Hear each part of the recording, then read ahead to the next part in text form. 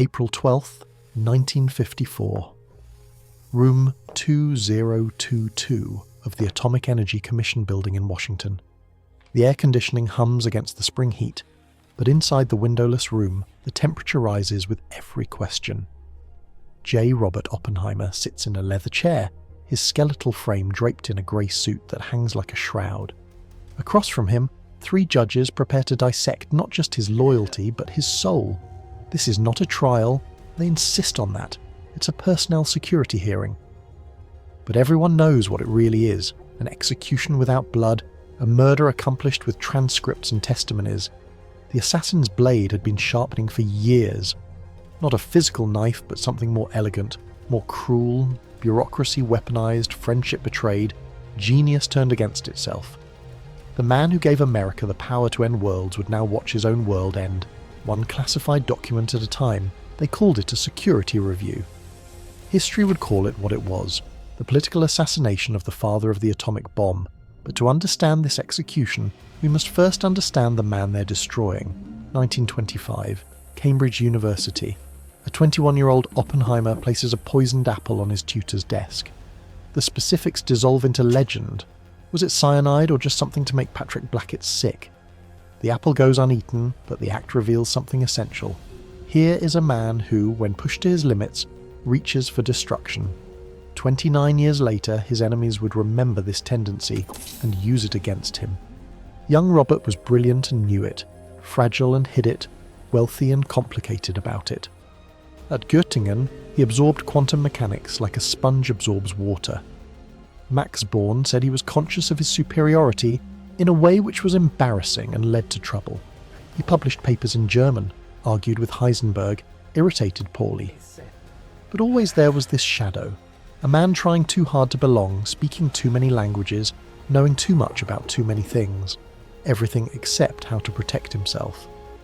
By the 1930s, Oppenheimer had become something peculiar in American physics. A renaissance man in a field of specialists. Berkeley by day, Caltech by night, Sanskrit for pleasure, poetry for pain. He read the Bhagavad Gita in the original, rode horses through the New Mexico desert, mixed martinis that could floor a sailor. His students called him Oppie and would have followed him to hell, which in a sense they did. The transformation begins in 1936. The Spanish Civil War rages, Hitler consolidates power, and Oppenheimer, safe in his Berkeley tower, discovers he has a social conscience. Or perhaps Jean Tatlock discovers it for him. She's beautiful, brilliant, communist, and doomed. She introduces him to the cause, to the meetings, to the idea that physics isn't separate from politics. Every meeting he attends, every check he writes, every friend he makes in those years becomes a bullet they'll use against him later. His brother Frank joins the Communist Party. His wife Kitty was married to a communist who died fighting in Spain. His mistress Jean is a member. His students, his friends, his entire Berkeley circle, red or pink or at least sympathetic. The FBI starts a file. J. Edgar Hoover makes notes, but it's 1939, and America needs physicists more than it fears communists, for now. Then comes the letter. Einstein's signature on Zillard's words warning Roosevelt about German uranium research. Suddenly, building an atomic bomb isn't science fiction but urgent necessity. And who better to lead this impossible project than the brilliant, charismatic Oppenheimer? General Leslie Groves weighs 250 pounds to Oppenheimer's 115, votes Republican to Oppenheimer's socialist sympathies, but recognizes genius when he sees it. He knows about everything, Groves says. Well, not exactly. He doesn't know anything about sports. Los Alamos rises from the New Mexico desert like a fever dream. Oppenheimer thought he'd need 6 scientists. He gets 764. He creates a city of genius on a maser, coordinates the impossible, translates between physicists and generals, chemists and engineers. For 3 years he barely sleeps, barely eats, chain smokes his way toward Trinity. Everyone who works with him speaks of the same thing. His ability to understand instantly, to synthesize, to lead. Even his enemies admit he was irreplaceable. July 16th, 1945. 5:29 a.m. The gadget detonates. 25 kilotons of hell bloom in the desert. Oppenheimer watches his creation birth itself and thinks of Vishnu. Now I am become death, the destroyer of worlds. But that's the later story, the one he tells on television.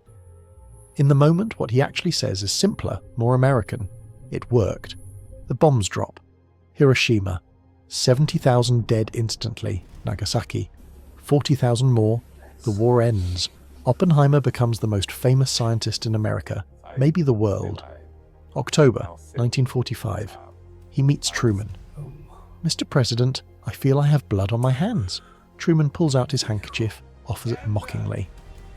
Later, he tells Dean Acheson, "I don't want to see that son of a bitch in this office ever again." The honeymoon is over before the rice is thrown. Here's where the knives begin to sharpen. Oppenheimer uses his fame to advocate for international control of atomic weapons.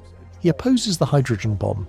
He makes enemies of Edward Teller, who dreams of bigger bombs, Lewis Strauss, who dreams of power, the Air Force, which dreams of nuclear supremacy. Each slight, each disagreement, each moment of Oppenheimer's caustic wit becomes evidence for the prosecution that hasn't started yet. The crucial wound happens in June 1949, a congressional hearing about radioisotope exports. Strauss opposes them as a security risk. Oppenheimer demolishes his argument with such elegant contempt that the room laughs. Strauss, humiliated, never forgives, never forgets. 5 years later, he'll have his revenge in room 2022. Truman approves the hydrogen bomb over Oppenheimer's objections. Edward Teller, Oppenheimer's colleague from the Manhattan days, leads the project. The bomb they build is 1,000 times more powerful than Trinity. Oppenheimer calls it technically sweet, but morally repugnant. Teller hears only the first part, stores away the betrayal of insufficient enthusiasm, another blade sharpening, the dance toward destruction accelerates. Klaus Fuchs is exposed as a Soviet spy who worked at Los Alamos. Julius and Ethel Rosenberg are arrested. McCarthy starts his witch hunts. Suddenly, having been a communist sympathizer in the 1930s isn't ancient history but present danger. The FBI increases surveillance on Oppenheimer. His phones are tapped, his mail opened, his every conversation recorded. They're building a case, page by classified page. November 1953. William Borden, former director of the Atomic Energy Commission, writes a letter to Hoover, more probably than not. J. Robert Oppenheimer is an agent of the Soviet Union. It's nonsense, but in 1953 America, nonsense spoken with authority becomes truth. Eisenhower orders a blank wall between Oppenheimer and atomic secrets. The trap is set. December the 23rd, 1953. Oppenheimer receives a letter from General Kenneth Nichols listing the charges against him, his past associations, his opposition to the H-bomb, his lack of enthusiasm. He has two choices: resign quietly or face a hearing. Oppenheimer, brilliant in physics but naive in politics, chooses to fight. He doesn't understand the game is already over, the verdict already written. The hearing begins April 12th, 1954. Oppenheimer has hired Lloyd Garrison, a decent lawyer facing an indecent process. The prosecutor, Roger Robb, has read the FBI's illegal wiretaps of Oppenheimer's conversations with his own attorneys. It's like playing poker when your opponent can see your cards and the dealer works for him too. But the rules don't matter when the goal is destruction, not justice. For 3 weeks they interrogate him. 27 hours on the stand. They ask about Jean Tatlock dead by suicide in 1944, about his brother Frank, about a conversation with Hakan Chevalier in 1943, where someone mentioned the Soviets wanted atomic information. Oppenheimer had reported it, eventually, but his story changed in the telling. Why? Because I was an idiot, he says. The only honest answer he gives. The witnesses parade through. General Groves defends his choice to hire Oppenheimer, but admits that under 1954 standards, he wouldn't give him clearance. Hans Beth, Isidore Rabi, others testify for him. But the killer testimony comes from an unexpected source, Edward Teller. April 28th, 1954, Teller takes the stand. "Do you believe Oppenheimer is a security risk?" they ask. Teller pauses. In that pause lives all the resentment of a decade. Oppenheimer's brilliance that overshadowed him, the hydrogen bomb opposition, every slight real or imagined. "I believe Oppenheimer's character is such that he would not knowingly endanger the United States," Teller says, "but I would like to see the vital interests of this country in hands which I understand better and therefore trust more." With those words, Teller becomes Judas to the physics community. Scientists who had worked with him for decades refuse to shake his hand. When he enters rooms, conversations stop. "I was stupid," he later tells his wife. "Terribly stupid." But the damage is done. The blade has found its mark.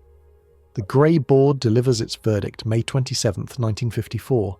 2-1 against Oppenheimer. They find him loyal, but lacking in enthusiasm for the weapons program. His judgment is questioned, his association suspect. Gordon Gray and Thomas Morgan vote to revoke his clearance. Ward Evans dissents, calling it a black mark on the escutcheon of our country. The final blow comes from Strauss himself. 4 commissioners vote to uphold the revocation. Only Henry DeWolf Smith dissents, noting that in 15 years of surveillance, Oppenheimer never revealed a single secret. But facts don't matter when the execution is political. June 29, 1954, one day before his consultant contract would have expired anyway, Oppenheimer's clearance is officially revoked.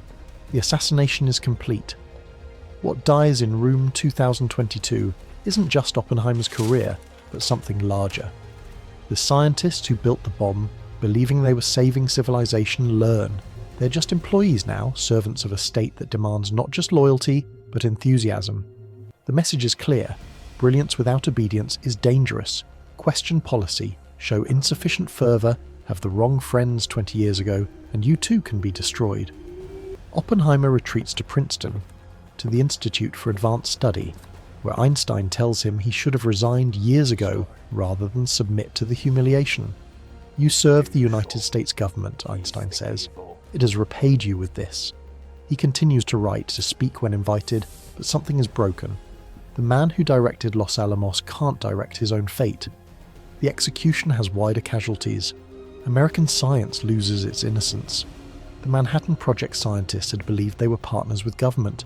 Now they know better. They're tools, discarded when inconvenient. Many refuse to work on weapons anymore. Others continue, but with dead eyes, knowing that loyalty offers no protection when politics shift. Teller gets what he wanted. Leadership of the weapons program, his own laboratory at Livermore. But he's a pariah in the community he once loved. At conferences, former colleagues turn their backs. Wolfgang Pauli refuses to speak to him. The cost of his testimony, professional success and personal isolation. He builds bigger bombs but has no one to celebrate with. Strauss also gets what he wanted, Oppenheimer's destruction. But when Eisenhower nominates him for Secretary of Commerce in 1959, the Senate rejects him.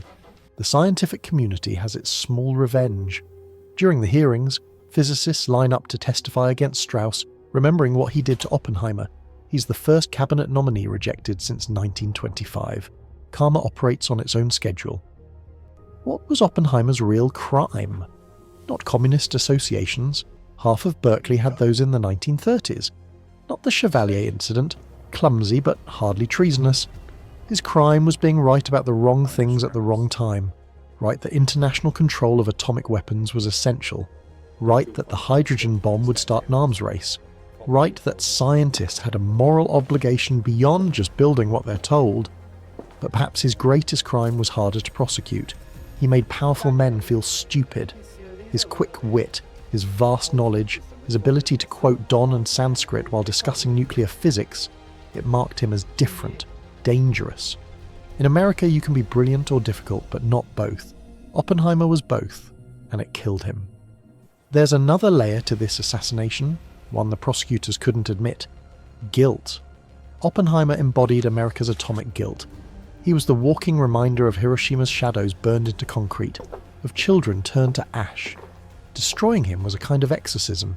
If we can prove the bomb maker was disloyal, maybe the bomb itself becomes more palatable. Maybe the blood washes off. The irony cuts deep. They destroy Oppenheimer for insufficient enthusiasm about weapons, while the Soviets are building their own arsenal using actual spies' information. Klaus Fuchs gave them real secrets. The Rosenbergs provided documentation, but Oppenheimer, who never gave the Soviets anything except maybe suspicious looks at cocktail parties in 1938, he's the one they crucify. Because he's available, because he's vulnerable, because someone has to pay. In his later years, Oppenheimer becomes a different kind of symbol. Not the triumphant scientist of 1945, but the cautionary tale of 1954. When young physicists ask him about working for the government, he quotes the Bhagavad Gita differently now. The good deeds a man has done before defend him, then adds, but not enough. Never enough. Kennedy awards him the Fermi Prize, a kind of rehabilitation. Johnson presents it after Kennedy's assassination. one martyred figure honouring another. Oppenheimer accepts with grace, but everyone knows it's theatre. You can't undestroy a man. You can't give back 9 years of being a non-person. The applause in the White House echoes like coins thrown at a corpse. February 18th, 1967. Oppenheimer dies of throat cancer, that chain-smoker's revenge. At his memorial service, George Kennan says, "In the dark days of the early 50s, when troubles crowded in upon him from many sides, and when he found himself harassed by his position at the centre of controversy, I drew his attention to the fact that he would be welcome in 100 academic centres abroad, and asked him whether he had not thought of establishing himself outside this country. His answer, given to me with tears in his eyes, 'Damn it, I happen to love this country.' But countries, like gods, eat their children when hungry enough. Oppenheimer loved America, and America destroyed him for it. Not with bullets or bombs, but with procedures, protocols, the death of 1,000 administrative cuts.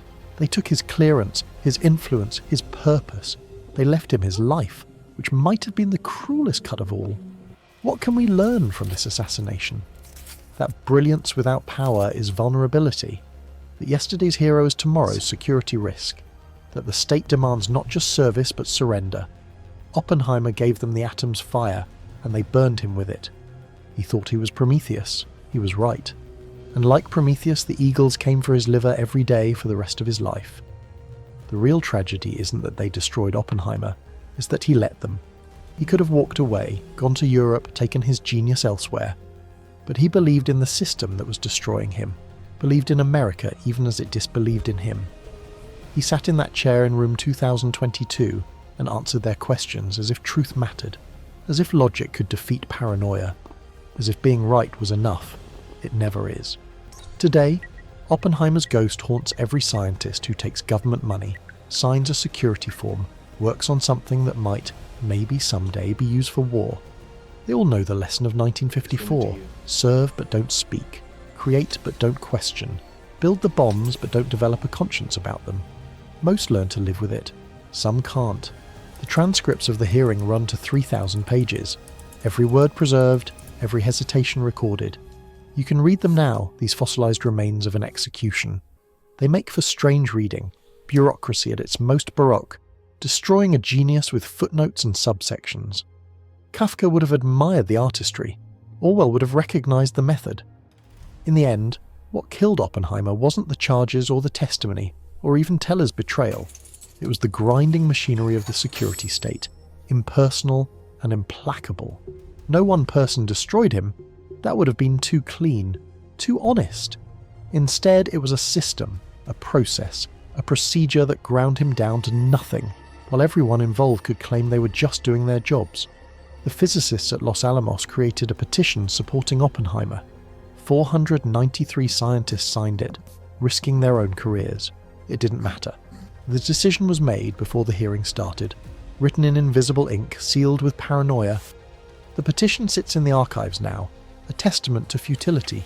Even solidarity can't stop an execution when the state has decided someone must die. Lewis Strauss kept Oppenheimer's FBI file in his office safe. Thousands of pages documenting every meeting, every friend, every careless word spoken at every party for 20 years. He would take it out sometimes, show visitors proof of his victory. But what kind of victory requires keeping your enemy's corpse on display? What kind of power needs to prove itself against someone already destroyed? There's a photo from 1946, Oppenheimer and Einstein at Princeton, walking together talking. Einstein's hair wild, Oppenheimer's carefully combed. They look like what they are, the past and future of physics, relativity and quantum mechanics in conversation. But by 1954, Einstein won't even attend faculty meetings if Oppenheimer is there. Not from animosity, but from pity. Some things are too painful to witness, even for Einstein. The deepest cut might be this. Oppenheimer's children had to grow up knowing their father as both the man who helped end World War II and the security risk who couldn't be trusted. How do you reconcile that? How do you explain to your classmates why the FBI follows your family to the grocery store? Peter Oppenheimer became a carpenter. As far from physics as possible, Catherine killed herself. Some destructions echo through generations. Oppenheimer once said, "The optimist thinks this is the best of all possible worlds. The pessimist fears it's true." After 1954, he knew which one he was. He'd given America the power of gods and learned that gods are cruel to those who steal their fire. He trusted in reason and discovered that power needs no reasons.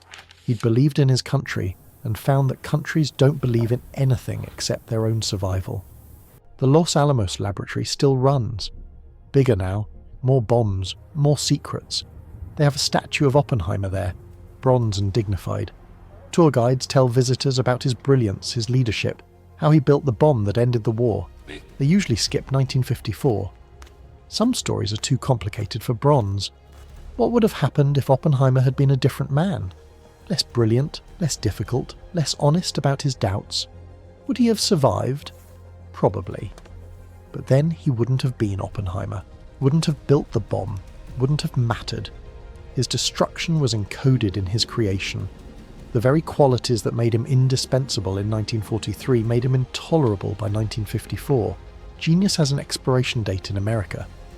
The Soviet physicist Kapitsa once asked Oppenheimer why he stayed in America after what they did to him. Oppenheimer smiled that ruined smile of his and said, "Where else would I go? This is my home. Even destroyed men need somewhere to bleed." December 2022. The Department of Energy formally vacates the 1954 decision. 68 years too late for Oppenheimer, 55 years too late for his wife Kitty, who drank herself to death partly from the shame. The restoration of his clearance is announced in a press release hardly anyone reads. Justice delayed isn't justice, it's public relations. But here's the secret they never understood in room 2022. You can't really kill someone who's already become death. Oppenheimer had seen Trinity, felt the heat of an artificial sun, watched matter transform into energy at his command. After that, what's a security hearing? What's public humiliation compared to private knowledge that you've changed the nature of war forever? He knew what they refused to admit. The atomic age couldn't be managed with security clearances and loyalty oaths. It required a new kind of thinking, a moral evolution to match our technical evolution. They destroyed him for saying it too soon. Now we live in the world he warned about. Thousands of bombs, any one of which could end civilization, held back only by the thin logic of mutual assured destruction. In his last television interview, Oppenheimer was asked if he had any regrets. He thought for a long moment, cigarette burning between his fingers, and said, "I'm not clear that I would have done things differently, but I am clear that I failed." The interviewer asked, "Failed at what?" Oppenheimer smiled. "At making the world more reasonable. That's the real assassination, not taking his clearance, but taking his hope." They turned the man who wanted to put atomic energy under international control into a symbol of why scientists shouldn't involve themselves in policy. They made him proof that the best should stick to their equations and leave the decisions to lesser men with better politics. They didn't just destroy Oppenheimer, they destroyed the idea of Oppenheimer. So we mapped this assassination not with blood but with paper, not with bullets but with bureaucracy. A genius destroyed by mediocrity, a patriot betrayed by patriots, a truth-teller silenced by those who preferred comfortable lies. The Manhattan Project split the atom. The security hearing split the man. Both releases of energy were devastating. Only one was intentional. In the end, 2 moments define Oppenheimer. July 16th, 1945, watching Trinity explode, becoming death. April 12th, 1954, sitting in room 2022, becoming nothing. The first took milliseconds, the second took 3 weeks. Both were chain reactions, unstoppable once begun. Both changed the world. Only one is remembered in our museums. The question that haunts, was Oppenheimer's destruction inevitable? Did America need a sacrifice to absolve itself of Hiroshima's guilt? Someone had to pay for giving us the power to destroy ourselves. The communists blamed capitalism, the generals blamed the scientists blamed each other, and at the centre, brilliant and brittle, was Oppenheimer. The perfect victim because he blamed himself. Now I'm become death, the destroyer of worlds. He quoted this after Trinity, but he lived it after 1954. They took away his clearance, his purpose, his place in the world he'd helped create. They left him his mind, which might have been the cruelest punishment. To understand what you've lost, to see the future you're barred from shaping, to know exactly how and why you were destroyed. This is hell for a genius. The last image. Oppenheimer at Princeton, 1966, a year before his death. Skeletal now, consumed by cancer and regret. A student asks him about the hearing. He starts to answer, stops, stares out the window at nothing. Finally, it was a bad time, but in the long run, the only thing that matters is whether we can make the world more reasonable. I couldn't. Perhaps you can. Perhaps. But first you have to survive the reasonable men who destroy unreasonable dreamers. First you have to navigate the security state that demands loyalty, but defines it as silence. First, you have to learn the lesson of J. Robert Oppenheimer, that in America, you can give your country the power of gods, but you better not develop opinions about how to use it. April 12th, 1954, room 2022. The assassination begins with a question. Dr. Oppenheimer, do you love your country? He answers yes, of course, always. They destroy him anyway, because love isn't enough. It never was. It never will be. The state demands more than love. It demands surrender. And Oppenheimer, brilliant, difficult, principled Oppenheimer, didn't know how to surrender. That was his crime. That's why he had to die. Not with a bullet, but with a transcript. Not all at once, but page by page by page. The perfect American execution. Legal, thorough, and everyone can claim their hands are clean.